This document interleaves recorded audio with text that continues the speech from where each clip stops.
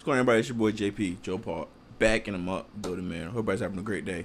All that good stuff. Make sure y'all leave a like, leave a comment, subscribe, all that good YouTube stuff. We close to 200 subs, so if you do me a favor, hit that subscribe button. I would greatly appreciate you.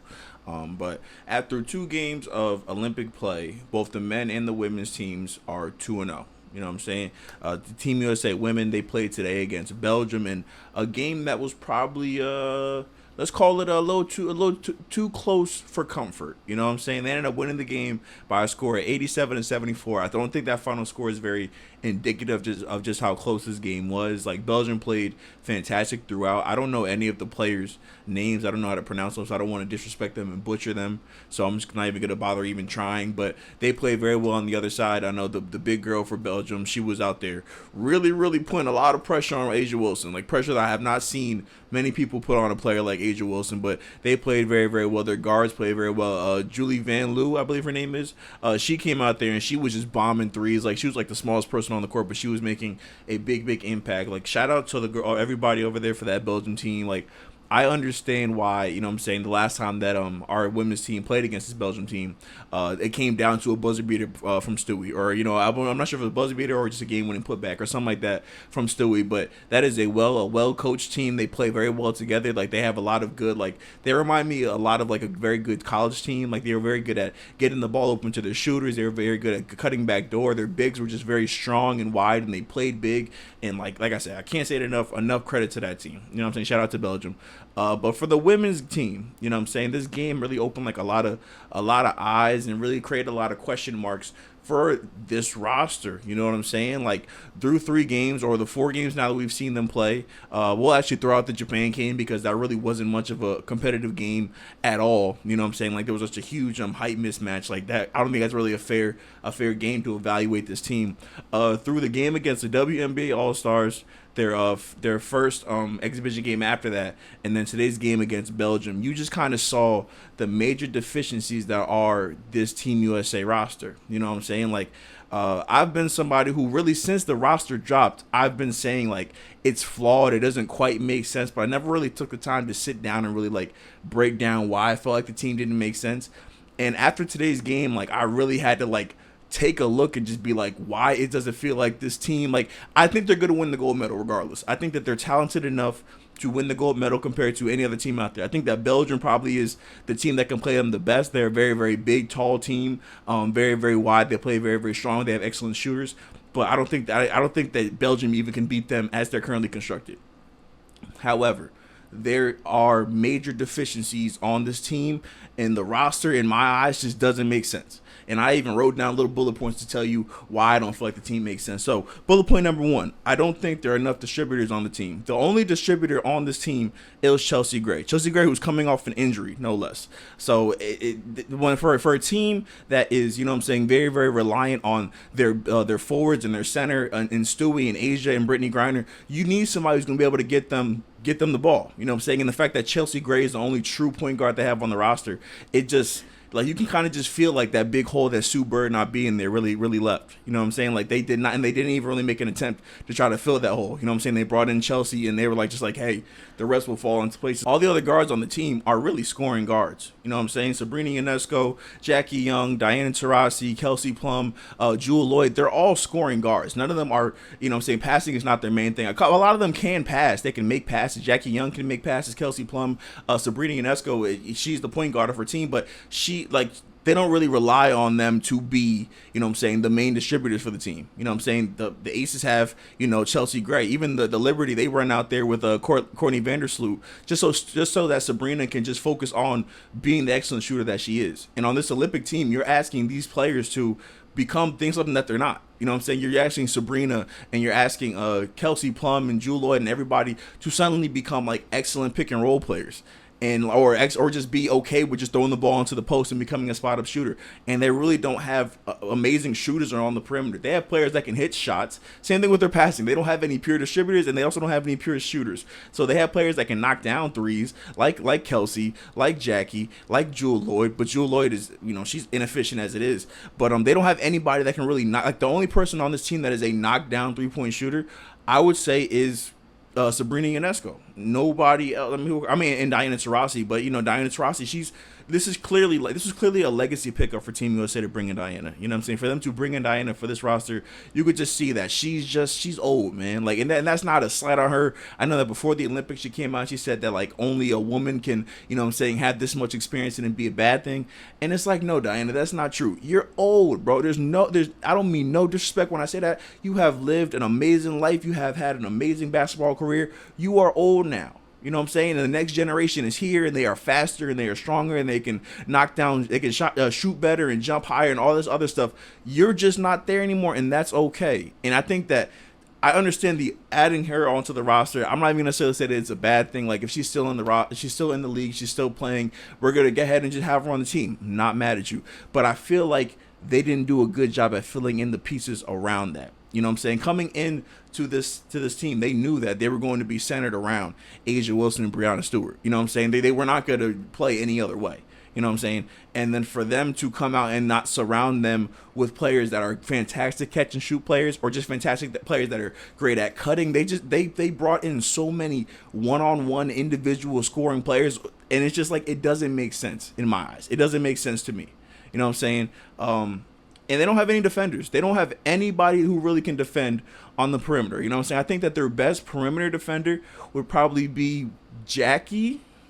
You know what I'm saying? Jackie Young. Like, is she? I'm not entirely sure. I think it would have to, probably might have to say it's Jackie Young. Maybe Kai Copper. I don't know. Maybe even Alyssa Thomas. I don't know. You know what I'm saying? I don't know. When it comes to, I don't think that there's a single real defender on that roster outside of, you know what I'm saying, A'ja and Stewie, who can block as many shots as they can all day. But at the end of the day, you have to stop the other team from being able to run into the paint, and they don't have anybody that can do that. So like I said, the team roster selection committee does not know what they're doing. I feel like this is the third video in the last week that I've come out and I've said that. And I think that today's game against Belgium really solidified that. Even more so the fact that Kahleah Copper did not get off the bench today. And I just don't, I'm going to not say I don't understand how that happens. I completely understand how that happens. I actually said in the last video, I felt that Kahleah Copper would be the odd man out on the team. I feel like that her play style replicated Diana Taurasi, replicated Jewell Loyd, players that they clearly wanted to play, as evident that Diana Taurasi's been a starter the entire time. Jewell Loyd was a starter during exhibition play. Like, you know that those are the two players they wanted to roll with, and you know what I'm saying? It is what it is. So Kahleah Copper became the odd man out, and she's been, you know, not getting as many minutes, not getting a real opportunity to show her skill set. And Natasha Cloud, her teammate, is seeing that, and she's a little upset, and she's saying things like, hey, like, Kahleah Copper is the second leading scorer in the entire league. Let's try to, you know, get her some run. And, like, there's just no room for her on this roster. Like, I mean, let me not say there's no room for her, but if you do, you would just be subbing her out with somebody who can do the exact same thing. And it would be probably the exact same impact, if not, you know what I'm saying, maybe a little bit better, maybe a little bit worse. Who really knows? But it will be generally the exact same impact. The team just does not make sense. So as the person with the opinion on the internet, I went forward and I say, you know what, I could probably put together a team that makes more sense than the current roster as currently selected. You know what I'm saying? So that team is, we'll start with our guards. I got Arike Ogunbowale, Skylar Diggins-Smith, Caitlin Clark, Natasha Cloud, Sabrina Ionesco, and Kayla McBride. And then for the legacy pickup, I got DT. You know what I'm saying? So I feel like that collection of guards gives you a good variety of players that can score, players that can knock down shots, players that can, you know what I'm saying, are decent at playing off the ball, and players that aren't necessarily the worst defenders. You know what I'm saying? Like, I get that Caitlin Clark is not an amazing on-ball defender, but Skylar Diggins-Smith is very good on the ball. Natasha's very good on the ball. Kayla McBride is very good on the ball. Like, I think that will be a lot. And they're taller guards, too. You know what I'm saying? I think that this current team is just too short, or they all have players, like I said, that are around the same height. This team that I'm trying to put together, they're going to be taller, they're going to be longer, they're going to be wider, and they'll be able to, you know what I'm saying, actually offer some kind of resistance on the perimeter so that A'ja and Breanna are not trying to play the entire, you know what I'm saying, the entire court at the exact same time. And in terms of our forwards, I actually think that Team USA did a very good job at picking the forwards and the centers on this team. So for them, I'm actually going to keep a lot of it the same. So I'm going to go with A'ja Wilson, Breanna Stewart, Brittany Griner, Napheesa Collier, Kahleah Copper, and my last pickup is going to be Angel Reese. I think that Angel Reese's defensive motor, Angel Reese's, her hustle to get after the ball and rebound, and Angel Reese isn't scared of shit, you know what I'm saying? So even her being, a rookie in her first Olympic experience, I think that it's a situation that she would thrive, you know what I'm saying? She's like a big icon over here in the States, so she'd have the fan base and the love and the support of the entire country, and I just think that overall that team just fits better than the current selection of players, you know what I'm saying? They have distributors and Caitlin Clark and Kayla McBride and Skylar Diggins Smith. They have they still have the ISO scoring that they want in Enrique Agumbawale and and then Kayla McBride. She's also a knockdown shooter. Like, I just feel like the team makes sense because we know that we're going to be building around Stewie, so we have to have our guards that are good at getting the ball to Asia and Stewie. So that's somebody needs to hire me. You know what I'm saying? If Team USA, if you really need somebody, make the call, bro. You know what I'm saying? I ain't gonna knock you over the head too much. You know what I'm saying? Give me a slight little $3 million, and I'm in there. It's like a little $3 million. I'll put the team together. I'll do the recruiting. I'll even make the jerseys, bro. Whatever y'all need me to do, y'all send me the $3 million, and I'm on it. Let's go ahead and let's roll over to the men's side of the bracket. The men, they came out and they beat the absolute dog shit out of South Sudan with a 103-86 victory.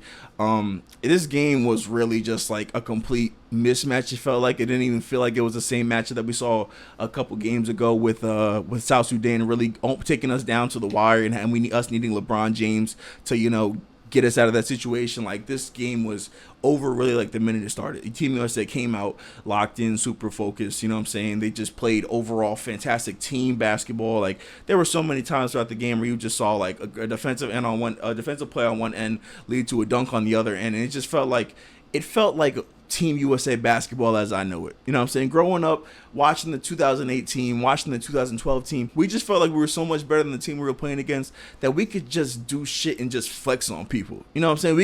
We could throw lobs. You know what I'm saying? We could throw the ball over our head for a lob. We could bounce the ball off the floor for a lob. We could shoot the ball from 3 steps behind half court. We could shoot the ball from full court if we really want to. We can do whatever the hell we want, and we know at the end of the day, we're going to win. And that's what the game against South Sudan felt like. You know what I'm saying? South Sudan, they didn't quit at all. They're still a good team. They put up some type of fight, but like, you know what I'm saying, the game was never really in question, in balance. Bam Adebayo came out and had a great game, 18.7 rebounds, 1 steal, 2 blocks, 8 of 10 from the field. People are actually very, very upset with the Miami Heat right now because they just feel like they have been wasting Bam Adebayo's talent, like really just like the past couple years. They kind of feel like they just treat him kind of like a role player of sorts, and I kind of get that. You know what I'm saying? Bam really only does play, like, he doesn't play like a superstar for the Heat. He very much feels like second fiddle to Jimmy Butler, but the fact that Jimmy Butler's not there so much during the regular season, you can see that it's caused Bam to really expand his game. He's a decent 3-point shooter. He knocked down 2 threes last night. He's knocking down mid-range shots. He's blocking shots. He's just playing an overall great floor game. And as a guy who has gotten the role player treatment throughout his career, him being on the Team USA roster and him kind of being a role player ain't no problem for him. So he's able to thrive in that position. KD gave you 14 points. Ant gave you 13 points. Brian gave you a very solid stat line. 14.7 rebounds, 5 assists. Steph came out and struggled. Steph had a really rough game. 3 points, 1 and 9 from the field. I'm not super surprised that Steph struggled with this matchup. Like, all those guys for South Sudan are like, 6'7" plus with crazy, 7-foot wingspans. Like, that's not a matchup that Steph's really going to thrive in. Like, the fact that Steph was able to do what he did against the Celtics a couple years ago, it was so impressive because they had, so many wing defenders, you know what I'm saying? Marcus Smart and Jason Tatum and Jaylen Brown, and I believe Derek White is still on the team too. But but that's not really a matchup that Steph Curry's going to thrive in, so I'm not surprised that he came out. He was 1 for 9. I think he was 0 for 3 from 3. Rough game from Steph, but they really didn't even need him. So let's talk about just a little bit of the chatter coming back from this game. So to start this game, you know what I'm saying, everybody knows that last game, the big controversy was that Jason Tatum got a DNP. He did not play at all. Well, Steve Kerr saw that. He saw the backlash. He saw just how upset everybody was with the situation, and he said, you know what, man, JT, you can go out there and you can start. Go out there and prove me wrong. Show me that I was wrong for having Derek White play over you in that last game. And Jason Tatum went out there and proved Steve Kerr right. Steve Kerr was right not to play Jason Tatum. Jason Tatum played like shit out there, man.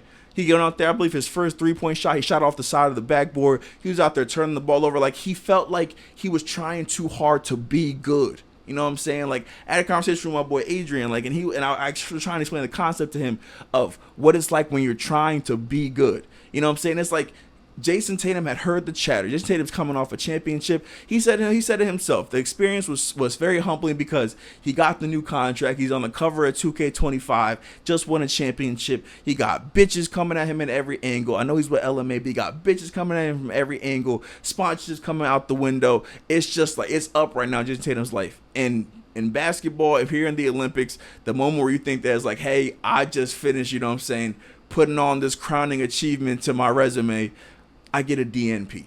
And you know what I'm saying? He's pressing now, and he's getting to a point kind of where he just feels like, I gotta prove these niggas who I am. I gotta show them who I am and how I really give it up. And he's going out there and he's forcing it. He's trying to do things that don't really make sense. He's trying too hard to be good, and it's making him play bad. I think he had like 7 points in the game, couple of turnovers, couple of assists. Like, it wasn't a terrible game. He wasn't awful. He wasn't a net negative, but he didn't do what he was supposed to do for somebody who got benched the previous game. You know what I'm saying? Reese even came in, and he played better than Jason Tatum, I would say. He came in, got a couple of assists, knocked down 2 threes, got his little 7 minutes in, dip. Like, everybody can say, you know what? I feel like Reese played a couple of good minutes out there. Shout out to Tyrese Halliburton. And so, you know, he comes out and he starts, and the player who gets the DNP today, you know, Brian Windhorst thought it was going to be Bam Adebayo, and I was over here like, if Bam Adebayo gets benched so Jason Tatum can play, that's some bullshit, because Bam Adebayo's been absolutely hooping really ever since, well, last season also when he was a part of Team USA, so to do that would just be stupid. But the DNP today went to Joel Embiid, and nobody's surprised at all. If you're somebody who's coming out and saying like, oh, you guys were mad that Jason Tatum didn't play but Embiid didn't play, and you guys aren't mad, yeah, no shit, buddy. Joel Embiid was actually bad on the court. He actually was doing no good for anybody on the court. He was turning the ball over. He was taking bad shots. He was being slow with the ball. He was just doing everything bad. He wasn't playing defense. He was just doing everything bad. And Jason Tatum had not been doing that. Jason Tatum wasn't being amazing, but he wasn't out here messing up the flow of the game. He wasn't somebody that you could look at on the court and be like, I don't think he really makes sense out there on the floor. So for Joel Embiid to get benched, it's like, yeah, makes sense. I'd probably bench him too. So if you were out here trying to be a wise ass and be like, oh yeah, don't be a wise ass, bro. That shit's not cool. Like, make sense in your head for once. But yeah, man, so it is what it is. So 11 players playing the first half. Like I said, Joel doesn't play. And Derek White, man. Derek White's where we're going to end this video off today, man. Derek White came in, and he proved why he played last game and JT didn't. He came out and gave you 15 points, 3 for 3 from the field. I recently saw some D2 highlights from Derek White, and Derek White was out there hooping. He had an afro. Like, Derek White has gone through so many different phases in his NBA career. His basketball career in general. You know what I'm saying? He had the big fro in D2. You know what I'm saying? He had the receding hairline in San Antonio, and then he came over to Boston and said, "No, bro, just give me the Mike Jordan." And he's really been hooping ever since he got the Michael Jordan. You know what I'm saying? Something about that shining head really has him just like feeling himself on the court. And you know what I'm saying? He fits very well on the team. Like when I got news that he was going to replace Kawhi Leonard, like, I wasn't upset in the slightest. I thought that he was a very solid role player, very good player that the team needed. They needed like a grinded out guy who's not going to be afraid to do things like die for the ball and, you know what I'm saying, like fight in mismatch situations and all that. So I'm very proud of his really just recent his current just ascension still through basketball ranks. Like, he seems like he's still getting better. He's not plateauing, and that's a lot for a guy like Derek White, who coming out of San Antonio, you didn't think that he was going to be, you know what I'm saying, like an integral part to an NBA team winning a championship. And he was a very, very big part of that this year for the Celtics, and he'll be a very, very big part of Team USA, hopefully winning this gold medal in a couple, or what, next week. I'm not sure when the gold medal match will be. But that's all I got, man. Make sure you guys leave a like, leave a comment, subscribe. Like I said, if you're watching this video and I'm still not at 200 subscribers, please do me a favor and hit that subscribe button. You know what I'm saying? Every subscriber counts. But that's all I got, man. Peace and love, family. Deuces.